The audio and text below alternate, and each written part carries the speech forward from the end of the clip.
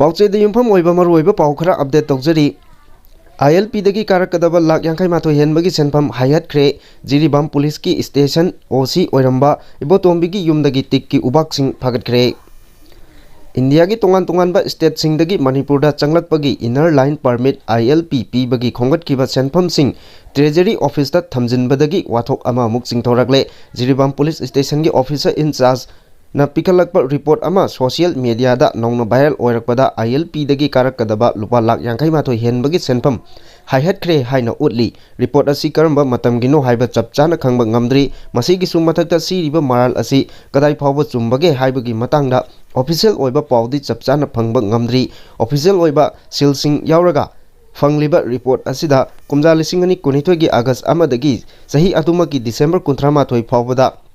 Jiribam police ꯁ꯭ꯇꯦꯁꯟꯒꯤ ꯑꯣ.ꯁꯤ ꯑꯣꯏꯔꯝꯕ inspector ꯑꯃꯅ ILPꯗꯒꯤ ꯀꯥꯔꯛꯈꯤꯕ ꯂꯨꯄꯥ ꯂꯥꯛ 55,93,800ꯀꯤ ꯁꯦꯟꯐꯝ ꯇ꯭ꯔꯦꯖꯔꯤ ꯑꯣꯐꯤꯁ ꯖꯤꯔꯤꯕꯥꯝꯗ ꯗꯤꯄꯣꯖꯤꯠ ꯇꯧꯔꯝꯈꯤꯗꯦ ꯍꯥꯏꯅ ꯄꯜꯂꯤ꯫ ꯃꯁꯤꯒꯤꯁꯨ ꯃꯊꯛꯇ ꯆꯍꯤ ꯑꯁꯤꯒꯤ ꯖꯅꯨꯋꯥꯔꯤ 5ꯗꯒꯤ ꯆꯍꯤ ꯑꯁꯤꯃꯛꯀꯤ ꯅꯕꯦꯝꯕꯔ 15 ꯐꯥꯎꯕ ꯖꯤꯔꯤꯕꯥꯝ ꯄꯨꯂꯤꯁ ꯁ꯭ꯇꯦꯁꯟꯒꯤ ꯑꯣ.ꯁꯤ ꯑꯣꯏꯈꯤꯕ ꯏꯟꯁꯄꯦꯛꯇꯔ ꯑꯃꯅ ILPꯗꯒꯤ ꯀꯥꯔꯛꯈꯤꯕ ꯂꯨꯄꯥ ꯂꯥꯛ 13,089,000 ꯁꯨꯞꯅ ꯆꯅꯤꯄꯥꯟꯒꯤ ꯁꯦꯟꯐꯝ ꯇ꯭ꯔꯦꯖꯔꯤ ꯑꯣꯐꯤꯁꯇ ꯗꯤꯄꯣꯖꯤꯠ ꯇꯧꯔꯝꯗꯦ ꯍꯥꯏꯅ ꯃꯔꯥꯜ ꯁꯤꯔꯤ꯫ ꯏꯟꯁꯄꯦꯛꯇꯔ ꯑꯅꯤ ꯑꯁꯤꯅ ꯍꯥꯏꯍꯠꯈ꯭ꯔꯦ ꯍꯥꯏꯅ ꯃꯔꯥꯜ ꯁꯤꯔꯤꯕ ꯑꯄꯨꯟꯕ ꯁꯦꯟꯐꯝ ꯑꯁꯤ ꯂꯨꯄꯥ ꯂꯥꯛ 51,10,10 ꯁꯨꯞꯅ ꯂꯨꯄꯥ 900ꯅꯤ ꯍꯥꯏꯔꯤ꯫ ꯃꯈꯥ ꯇꯥꯔꯛꯄ ꯄꯥꯎꯗ ꯆꯥꯗꯣꯡꯗ Manipur indigenous peoples cultural exchange festival ꯍꯧꯗꯣꯛꯈ꯭ꯔꯦ꯫ ꯑꯩꯅ ꯇꯧꯔꯤꯕ ꯊꯕꯛꯁꯤꯡꯁꯤꯗ ꯂꯥꯜꯂꯦ ꯍꯥꯏꯔꯒꯗꯤ ꯊꯧꯔꯤ ꯌꯥꯜꯂꯒ ꯍꯥꯠꯄ ꯌꯥꯏ ꯆꯤꯐ ꯃꯤꯅꯤꯁꯇꯔ꯫ ꯀꯥꯝꯖꯣꯡ ꯗꯤꯁꯇ꯭ꯔꯤꯛꯀꯤ ꯃꯅꯨꯡ ꯆꯟꯅ ꯂꯩꯕ ꯆꯥꯗꯣꯡ ꯚꯤꯂꯦꯖꯇ ꯅꯨꯃꯤꯠ ꯅꯤꯅꯤ ꯆꯨꯞꯅ ꯆꯠꯊꯒꯗꯕ the Manipur indigenous peoples cultural exchange festival chief minister ꯕꯤꯔꯦꯟꯅ ꯍꯧꯗꯣꯛꯈ꯭ꯔꯦ꯫ ꯊꯧꯔꯝ ꯑꯗꯨꯗ ꯋꯥ ꯉꯥꯡꯂꯗꯨꯅ ꯕꯤꯔꯦꯟꯅ ꯍꯥꯏ ꯃꯤꯌꯥꯝ ꯇꯤꯟꯕ ꯄ꯭ꯂꯦꯠꯐꯣꯔꯝꯗ ꯇꯤꯚꯤ ꯗꯤꯁꯀꯁꯟꯗ ꯑꯃꯗꯤ ꯂꯝꯕꯤ ꯂꯝꯖꯥꯎꯗ ꯋꯥ ꯀꯟꯅ ꯀꯟꯅ ꯉꯥꯡꯗꯨꯅ ꯂꯩꯉꯥꯛ ꯆꯩꯔꯤꯕꯁꯤꯡ ꯑꯁꯤ ꯂꯩꯉꯥꯛꯀꯤ ꯗꯦꯇꯥꯁꯤꯡ ꯑꯁꯤ ꯍꯥꯟꯅ ꯌꯦꯡꯕꯤꯈꯣ꯫ ꯍꯥꯟꯅ ꯈꯨꯜ ꯀꯌꯥ ꯂꯩꯔꯝꯕꯗꯒꯤ ꯍꯧꯖꯤꯛꯅ ꯀꯌꯥ ꯂꯩꯔꯦ, ꯚꯣꯇꯔ ꯂꯤꯁꯇ ꯃꯤꯁꯤꯡ ꯀꯌꯥꯝ ꯍꯦꯟꯒꯠꯂꯦ, ꯑꯀꯛꯅꯕ ꯐꯨꯔꯨꯞ ꯈꯔ ꯈꯛꯇꯗ ꯍꯦꯟꯒꯠꯂꯤꯕꯁꯤꯅ ꯀꯔꯤꯒꯤꯅꯣ ꯍꯥꯏꯕꯅꯆꯤꯡꯕꯁꯤꯡ ꯑꯁꯤ ꯂꯩꯉꯥꯛꯀꯤ ꯁ꯭ꯇꯦꯇꯤꯁꯇꯤꯛꯁꯇ, ꯄꯣꯄꯨꯂꯦꯁꯟꯗ, ꯏꯂꯦꯛꯇꯣꯔꯦꯜ ꯔꯣꯜꯗ, ꯒꯨꯒꯜ ꯃꯦꯞꯅꯆꯤꯡꯕꯁꯤꯡ ꯑꯁꯤꯗ ꯌꯥꯝꯅ ꯀꯨꯞꯅ ꯌꯦꯡꯂꯒ ꯍꯥꯟꯅ ꯅꯩꯅꯕꯤꯌꯨ꯫ ꯃꯗꯨ ꯅꯩꯅꯔꯕ ꯃꯇꯨꯡꯗ ꯂꯩꯉꯥꯛꯅ ꯇꯧꯔꯤꯕ ꯊꯕꯛ ꯑꯃꯗꯤ ꯕꯤꯔꯦꯟꯅ ꯇꯧꯔꯤꯕ ꯊꯕꯛ ꯑꯁꯤ ꯂꯥꯜꯂꯒꯗꯤ ꯊꯧꯔꯤ ꯌꯥꯜꯂꯒ ꯍꯥꯠꯄ ꯌꯥꯏ꯫ ꯂꯝꯗꯝ ꯑꯁꯤꯗ ꯌꯦꯜꯍꯧꯉꯩꯗꯒꯤ ꯈꯨꯟꯗꯥꯃꯤꯟꯅꯔꯛꯂꯤꯕ ꯌꯦꯜꯍꯧ ꯐꯨꯔꯨꯞꯁꯤꯡ ꯑꯁꯤꯒꯤ ꯀꯟꯁꯇꯤꯇ꯭ꯌꯨꯁꯟꯒꯤ ꯑꯣꯏꯕ ꯉꯥꯛꯂꯧ ꯐꯪꯍꯟꯅꯕ ꯂꯦꯞꯇꯅ ꯍꯣꯠꯅꯈꯤꯒꯅꯤ꯫ ꯍꯧꯖꯤꯛ ꯑꯁꯤ ꯌꯦꯜꯍꯧ ꯃꯤꯁꯤꯡꯒꯤ ꯑꯣꯏꯅꯗꯤ ꯌꯥꯝꯅ ꯂꯨꯕ ꯇꯥꯟꯐꯝ ꯍꯥꯏꯕꯗꯨ ꯑꯣꯏꯔꯤ꯫ ꯏꯔꯝꯗꯝ ꯑꯁꯤ ꯆꯍꯤ ꯂꯤꯁꯤꯡ ꯀꯌꯥꯒꯤ ꯃꯃꯥꯡꯗꯒꯤ ꯍꯧꯅ ꯑꯩꯈꯣꯏꯒꯤ ꯏꯄꯥ-ꯏꯄꯨꯁꯤꯡ ꯑꯁꯤꯅ ꯊꯥꯡ ꯑꯃꯗꯤ ꯇꯥ ꯈꯛꯇꯅ ꯉꯥꯛꯇꯨꯅ ꯂꯥꯛꯈꯤꯕꯅꯤ꯫ ꯅꯣꯡꯃꯩ ꯍꯥꯏꯕꯗꯨꯗꯤ ꯕ꯭ꯔꯤꯇꯤꯁ ꯂꯥꯛꯂꯕ ꯃꯇꯨꯡꯗ ꯌꯧꯔꯛꯈꯤꯕꯅꯤ꯫ ꯉꯁꯤꯁꯨ ꯏꯔꯝꯗꯝ ꯑꯁꯤꯕꯨ ꯌꯦꯜꯍꯧ ꯃꯤꯁꯤꯡꯅ ꯄꯨꯟꯅ ꯉꯥꯛꯃꯤꯟꯅꯒꯗꯕꯅꯤ꯫ ꯃꯁꯤꯒꯤ ꯋꯥꯈꯜꯂꯣꯟꯗ ꯃꯍꯥꯛꯅ ꯆꯤꯐ ꯃꯤꯅꯤꯁꯇꯔ ꯍꯦꯛ ꯑꯣꯏꯕꯗꯒꯤ ꯒꯣ ꯇꯨ ꯍꯤꯜꯁ ꯍꯥꯏꯕ ꯊꯧꯔꯝ ꯑꯃ ꯍꯧꯗꯣꯛꯇꯨꯅ ꯆꯤꯡꯒꯤ ꯈꯨꯜꯁꯤꯡꯗ ꯀꯣꯏꯅ ꯆꯠꯇꯨꯅ ꯌꯦꯜꯍꯧ ꯃꯤꯁꯤꯡꯒꯤ ꯃꯔꯤ ꯍꯦꯟꯅ ꯐꯒꯠꯍꯟꯅꯕ ꯍꯣꯠꯅꯈꯤꯕꯅꯤ꯫ ꯃꯁꯤꯒꯤꯁꯨ ꯃꯊꯛꯇ ꯂꯝꯗꯝ ꯑꯁꯤꯒꯤ ꯌꯦꯜꯍꯧ ꯐꯨꯔꯨꯞ ꯀꯌꯥꯒꯤ ꯍꯧꯔꯛꯐꯝ ꯑꯣꯏꯔꯤꯕ ꯁꯦꯅꯥꯄꯇꯤ ꯗꯤꯁꯇ꯭ꯔꯤꯛꯀꯤ ꯃꯥꯈꯦꯜꯗ ꯂꯩꯕ ꯍꯦꯔꯤꯇꯦꯖ ꯄꯥꯔꯛ ꯑꯗꯨꯕꯨꯁꯨ ꯂꯨꯄꯥ ꯀꯔꯣꯔ 6 ꯆꯪꯅ ꯁꯦꯝꯒꯠꯇꯨꯅ ꯊꯝꯂꯤꯕꯅꯤ꯫ ꯃꯅꯤꯄꯨꯔꯒꯤ ꯍꯧꯖꯤꯛ ꯑꯣꯏꯔꯤꯕ ꯐꯤꯚꯝ ꯑꯁꯤꯗ ꯌꯦꯜꯍꯧ ꯐꯨꯔꯨꯞꯁꯤꯡꯒꯤ ꯑꯣꯏꯕ ꯀꯜꯆꯔꯦꯜ ꯑꯦꯛꯁꯆꯦꯟꯖꯀꯤ ꯑꯣꯏꯕ ꯊꯧꯔꯝ ꯑꯃ ꯄꯥꯡꯊꯣꯛꯄꯁꯤ ꯌꯥꯝꯅ ꯃꯇꯝ ꯆꯥꯏ꯫ ꯁ꯭ꯇꯦꯠ ꯑꯁꯤꯗ ꯍꯧꯖꯤꯛ ꯑꯣꯏꯔꯤꯕ ꯗꯦꯃꯣꯒ꯭ꯔꯥꯐꯤ, ꯄꯣꯂꯤꯇꯤꯛꯁ, ꯖꯤꯑꯣꯒ꯭ꯔꯥꯐꯤꯅꯆꯤꯡꯕꯁꯤꯡ ꯑꯁꯤ ꯃꯃꯨꯠ ꯇꯥꯅ ꯈꯪꯗꯕꯁꯤꯡꯅ ꯂꯩꯉꯥꯛ ꯑꯁꯤꯕꯨ ꯍꯨꯟꯗꯨꯅ ꯇꯤꯚꯤ ꯗꯤꯁꯀꯁꯟ ꯑꯃꯗꯤ ꯄꯕ꯭ꯂꯤꯛ ꯄ꯭ꯂꯦꯠꯐꯣꯔꯝ ꯀꯌꯥꯗ ꯋꯥ ꯉꯥꯡꯂꯤ꯫ ꯋꯥ ꯉꯥꯡꯒꯦ ꯍꯥꯏꯔꯒꯗꯤ ꯃꯅꯤꯄꯨꯔꯒꯤ ꯍꯧꯖꯤꯛ ꯑꯣꯏꯔꯤꯕ ꯒ꯭ꯔꯥꯎꯟ ꯔꯤꯌꯦꯂꯤꯇꯤ ꯑꯁꯤ ꯍꯥꯟꯅ ꯃꯃꯨꯠ ꯇꯥꯅ ꯈꯪꯕ ꯃꯊꯧ ꯇꯥꯏ꯫ ꯃꯗꯨ ꯍꯥꯟꯅ ꯀꯨꯞꯅ ꯅꯩꯅꯔꯒ ꯂꯩꯉꯥꯛ ꯑꯁꯤꯅ ꯇꯧꯔꯤꯕ ꯑꯁꯤ ꯂꯥꯜꯂꯤ ꯅꯠꯇ꯭ꯔꯒ ꯆꯨꯝꯃꯤ ꯍꯥꯏꯕꯗꯨ ꯑꯃꯨꯛ ꯍꯟꯅ ꯌꯦꯡꯐꯝ ꯊꯣꯛꯏ꯫ ꯃꯈꯥ ꯇꯥꯔꯛꯄ ꯑꯇꯣꯞꯄ ꯄꯥꯎ ꯑꯃꯗ ꯈꯣꯡꯖꯣꯝ ꯋꯥꯔ ꯃꯦꯃꯣꯔꯤꯌꯦꯜ ꯀꯝꯄ꯭ꯂꯦꯛꯁ ꯅꯨꯄꯥ-ꯅꯨꯄꯤ ꯀꯌꯥꯒꯤ ꯁꯥꯟꯅꯩ ꯌꯨꯅꯩꯐꯝ ꯑꯣꯏꯔꯦ꯫ ꯃꯅꯤꯍꯥꯔ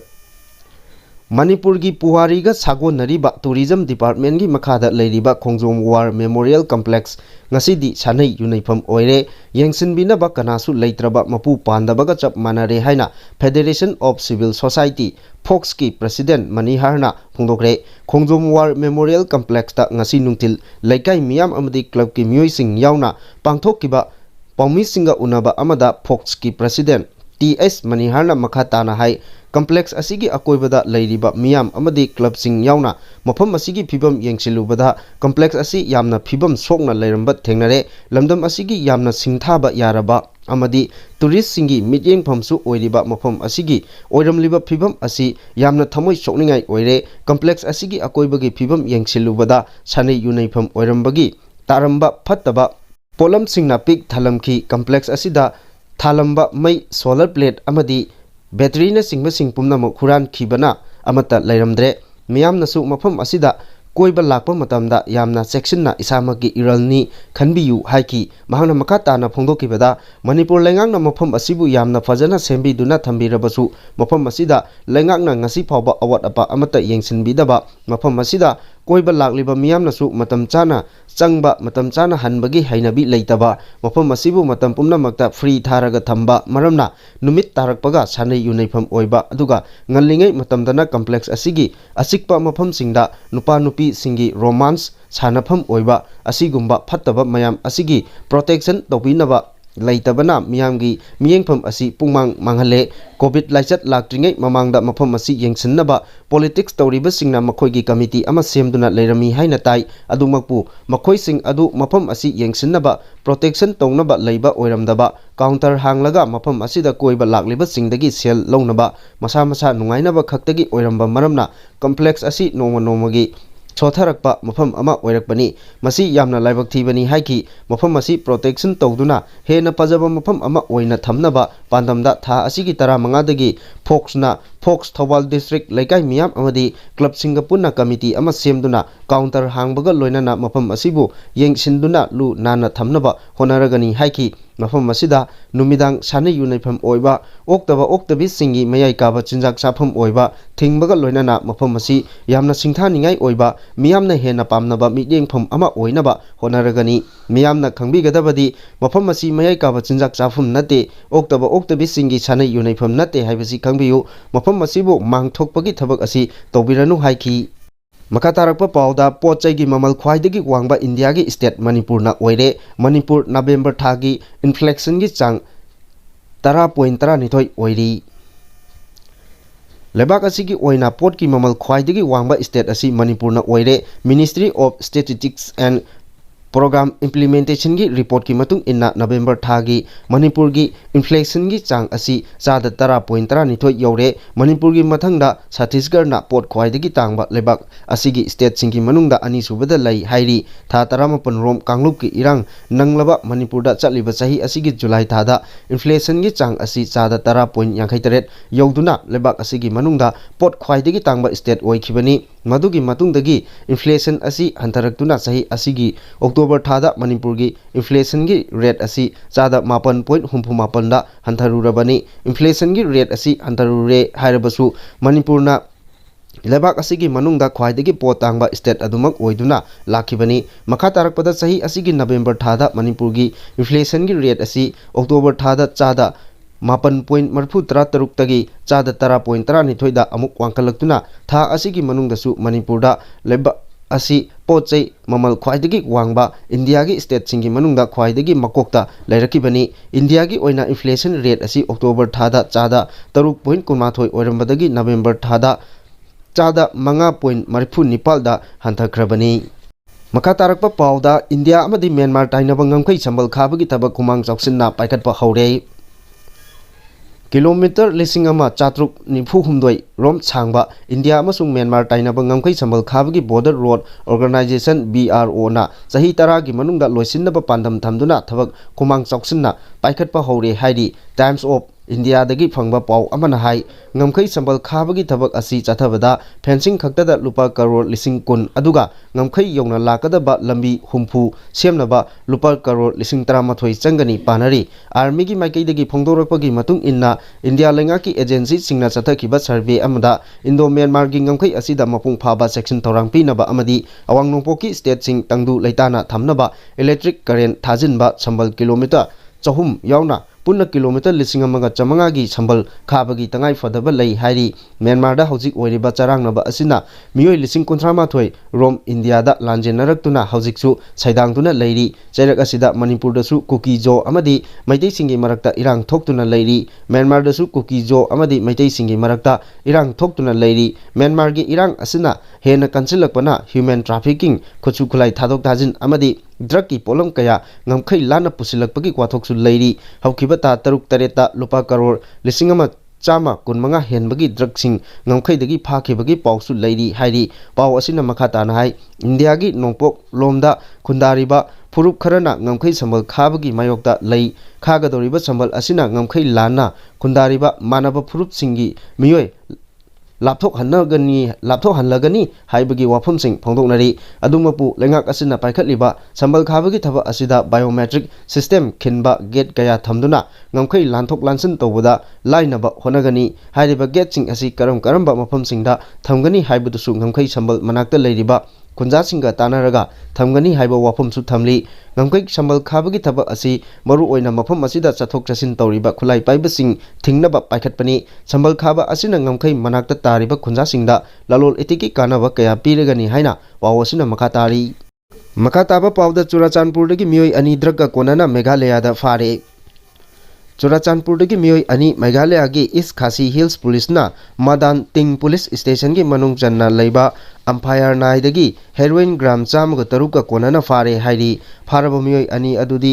दोंगदांगलियान चही 38 अमदी चिंगलैलुन चही 30 मखोय अनिमक चुराचांदपुरदगी हाइरी मखोय अनिदगी सॉफ्ट केस 10 दा हापतुना पुरकपा हेरोइन पाउडर ग्राम 103.3 फागतपा ngमखिबगा लोइनना मोबाइल फोन अनिसु फागतपा ngमले हाइरी निंगसिंगबा याय मेघालय लेंगांगना मयाय काबा चिंजाकी मायोक्ता तोंगान खोंथांग कया चांगसिनदुना लाखिबनी हौकिबा अक्टोबर 19 दा मेघालयगी state social welfare minister Paul लेंडोनना फोंदोखिबगी मतुंग इन्ना मणिपुरदा थोकलिबा तंगदु लेतादबा असिना मरम ओइरगा मेघालयदा ड्रग लालोनबगी चांका हेना वांखलकले मेघालय असि गोल्डन ट्रायंगल गा यामना नगनना लैबा मरमना स्टेट असिदा ड्रग की इशूसिंग थेंगनबदा अचौबा खुदोंचादबा कया मायोकनरी हाइना फोंदोखरबनी मखाताबा पाउदा थमनापोक्पीदा कुकी टेरोरिस्ट सिंगा सिक्योरिटी फोर्स का नोमै कामनखरे इम्फाल ईस्ट डिस्ट्रिक्ट की यांगंगपोक्पी पुलिस स्टेशन न कोनबा यांगंगपोक्पीदा कुकी खुलाई पाइबा सिंगा सिक्योरिटी फोर्स अमदी खुलंगाकपा सिंगा पुन्ना नोमै कामनखरे थौदोक असिगी मतंगदा पाउचे असिना फंगबा पाउगी मतुंग इन्ना थौदोक असी ngarang नुमिदांग पुंग 7:45 रोम तारकपा अदुवाइदा यांगंगपोक्पी उयोकचिंग थमनापोक्पी उयोकचिंगी मथक्तगी कुकी टेरोरिस्ट सिंगना मैतै ताबा खुलसिंगदा नोमै कापथबा हौरखिबनी हाइरी कुकी टेरोरिस्ट सिंगना नोमै कापथरेखिबा अदुदा मफम अदुदा लैबा सिक्योरिटी फोर्स अमदी खुलंगाकपा सिंगना हंदुना नुमिदांग पुंग 9 खरा हेलबा फावबा नोमै कामनखि हाइरी नोमै कामनखिबा अदुदा असो अपन असि अनागी थौदोकती यावखिदे हाइरी मखा तारकपा अतोपा पाउदा कोर्टना मरा लैरे हाइना लाउथोकरे हौकिबा कुमजा 2013 की एप्रिल 19 कुंभी पुलिस स्टेशन की मनुंग चन्ना लैबा कुंभी आईबी रोता नोमाइथेम इबोतोन कोबा मियोय अमा सिखिबगी मतंगदा सेशन जज बिष्णुपुर डिस्ट्रिक्ट ना युमनाम बाबू चही हुंफु कोबा कुंभी आईबी रोतगी मियोय अमाबु मरा लैरे हाइना लाउथोकरे कोर्ट असिदा ngasi चथकिबा हियरिंग अदुना हाइ लैखिद्रबा एन इबोतोनगी मचानुपा एन अरुणना कुमजा 2013 की एप्रिल 13 की नुमिदांग पुंग 9 ताबा मतमदा कुंभी पुलिस स्टेशन दा कंप्लेन अमा थागलखिबनी कंप्लेन अदुगी मतुंग इना महाकी अपोक्पा इबोतोन असि युमनाम बाबू कोबो मियोय अमना मकोक्ता अरुंबा पोचक अमना फुरंबदगी सोकले हाइबा पाउ अमा ताबदगी महाकना सेकमाइदगी मयुमदा हलकपदा महाकी मपा अदु ड्राइंग रूम दा सीदुना लैरमकी केस असिगी मतंगदा